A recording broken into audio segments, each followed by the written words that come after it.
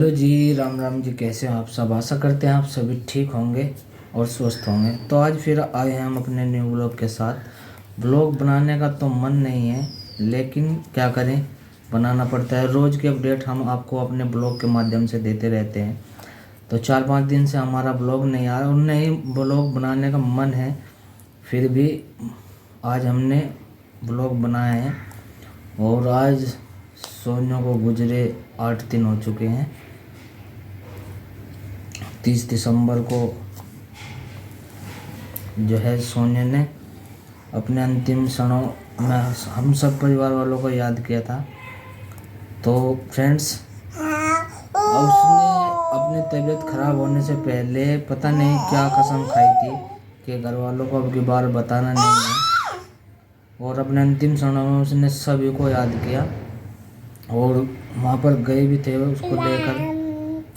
सबसे पहले उसका ट्रीटमेंट जहाँ उनके पास में कस्बा है, गाँव गंगो, कस्बा गंगो, वहाँ पर डॉक्टर को दिखाया था। और डॉक्टर ने वहाँ पर जवाब दे दिया, क्योंकि उसको बुखार हुआ था। बुखार में उसकी प्लेटें डाउन हो गई थी। तो वहाँ पर डॉक्टर ने जवाब दे दिया कि आप करनाल ले जाओ। करनाल तब तक उन्होंने फ़ोन किया और हमारे जो परिवार में से थे हमारे भाई साहब, और वे गए वहाँ पर। तब तक बहुत देर हो चुकी थी और डॉक्टर ने वहाँ पर जवाब दे दिया और उन्हें रेफर कर दिया था चंडीगढ़ के लिए। चंडीगढ़ ले जाने के समय जब रास्ते में ही दिक्कत हो गई थी और वहाँ पर जाने से पहले ही सोनिया ने अपने अंतिम सांस ली थी। तो फ्रेंड्स, उसने कुछ ऐसा कसम ही खाई थी कि अब की बार घर वालों को नहीं बताना है, और पता नहीं क्या कारण रहा होगा। तो फ्रेंड्स, तो वो अपने सुख दुख सभी शेयर करती थी। मेरी अक्सर ज़्यादा बात तो नहीं होती थी सोने थे, क्योंकि लड़कियां जो हैं अपनी जो है अपनी चाचा को ऐसी बातें नहीं बता सकती।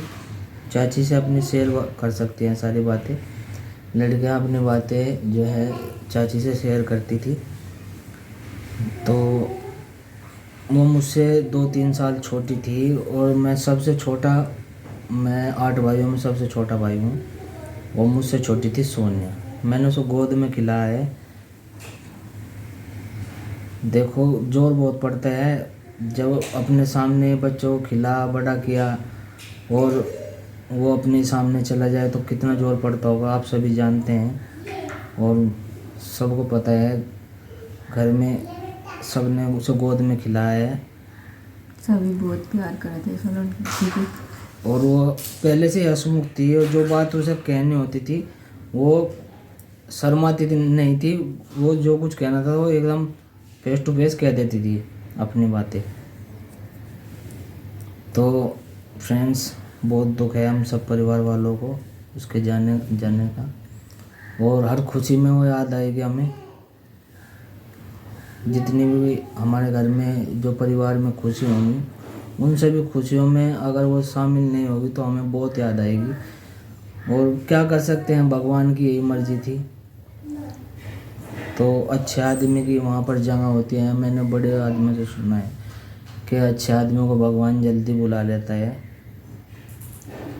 तो फ्रेंड्स, क्या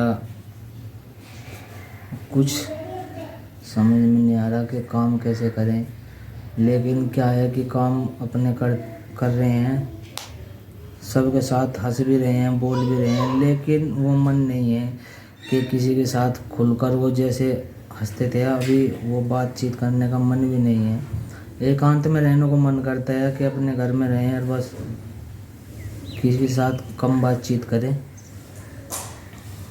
तो बहुत से लोग हैं कि गांव में कमेंट भी पास कर देते हैं, देखो इनकी वो लड़की एक्सपायर हो गई और ये हंसते फिर रहे। बहुत हैं कि, लेकिन क्या करें, मजबूरी में सब काम करने पड़ते हैं, आप सभी जानते भी हैं। तो फ्रेंड्स, बस ज़्यादा कुछ नहीं कहना चाहेंगे और अपना ब्लॉग यहीं पे समाप्त करते हैं। तो जी हमारी लड़की ना बहुत ही ज़्यादा जो है अच्छी थी, उसका स्वभाव भी ना बहुत ही अच्छा था, लेकिन पता नहीं भगवान के पास भी जो है अच्छे आदमियों की ज़रूरत है। उसकी मम्मी भी जो है काफ़ी अच्छी थी। हमारे जो है जब शादी को जो है 2-3 साल ही हुए थे, हमारे सामने इतना टाइम नहीं, लेकिन जो है ना मैं आती जाती रहती थी और बहुत ही अच्छे से बात करती थी, सबके साथ बहुत अच्छे से रहती थी। ऐसी सोनिया थी, किसी से भी कभी भी कुछ भी वो नहीं करती थी, सबके साथ जो है अच्छे से रहती थी। भगवान ने ना हमारी लड़की के साथ में बहुत ही ज़्यादा बुरा किया। भगवान ऐसा किसी के साथ भी ना करे, तो भगवान उसकी आत्मा को शांति दे, जहाँ कहीं भी हो भगवान उसकी आत्मा को शांति दे। बस हम तो भगवान से यही प्रे करेंगे कि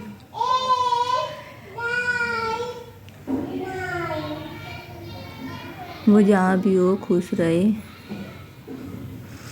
लेकिन भगवान को ना ऐसा नहीं करना चाहिए था, क्योंकि जो है हमारी जो है सभी बच्चों में सबसे बड़ी लड़की थी वो। हमारे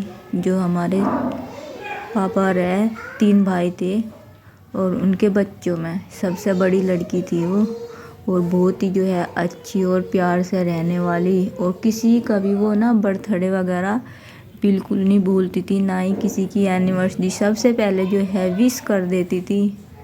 इतनी अच्छी थी, चाहे किसी से कुछ भी बात हो जाए, लेकिन वो ना विश करना बिल्कुल नहीं भूलती थी सबको, चाहे मैसेज के थ्रू, चाहे स्टेटस लगाना, चाहे कुछ ही करना, लेकिन बिल्कुल नहीं भूलती थी वो।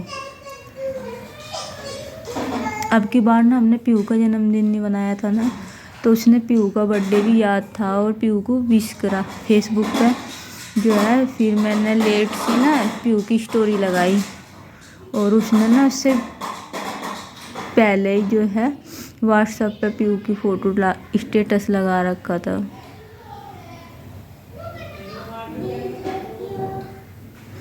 और जो है बहुत ही ज़्यादा जो है अच्छी थी हमारी लड़की। कोई भी पूरे गांव में ना कोई भी ये नहीं कहता कि ऐसी लड़की थी, सबको राम राम करके आना निकलना, गाल में को भी सबके आती जाती थी, किसी से भी कभी भी तू मैं सब कभी नहीं बोली, सबके साथ बहुत ही अच्छा जो है उसका व्यवहार था। और पूरा गांव में जो है उस दिन पता चला ना, जिसको भी पता चला वही जाता रहा गाड़ी पे गाड़ी। लेकिन क्या करें, वहाँ से तो किसी का भी चारा नहीं चलता भगवान के पास में कि वहाँ से लेके आ जाओ।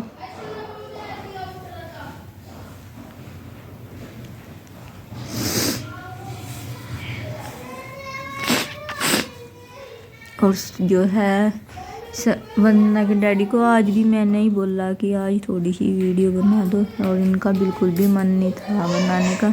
ये कह रहे कि अभी तो हिम्मत सी भी नहीं बन पा रही, क्या करे ब्लॉग बना के, बिल्कुल भी मन नहीं हो रहा। उस दिन भी मैंने ही जो है थोड़ी सी अपडेट दी थी, 4 मिनट की भी बनानी मुझे मुश्किल हो रही थी। बस लड़की को याद करके ना बस रोना रोना रोना, सबको संभालना भी काफ़ी मुश्किल हो रहा।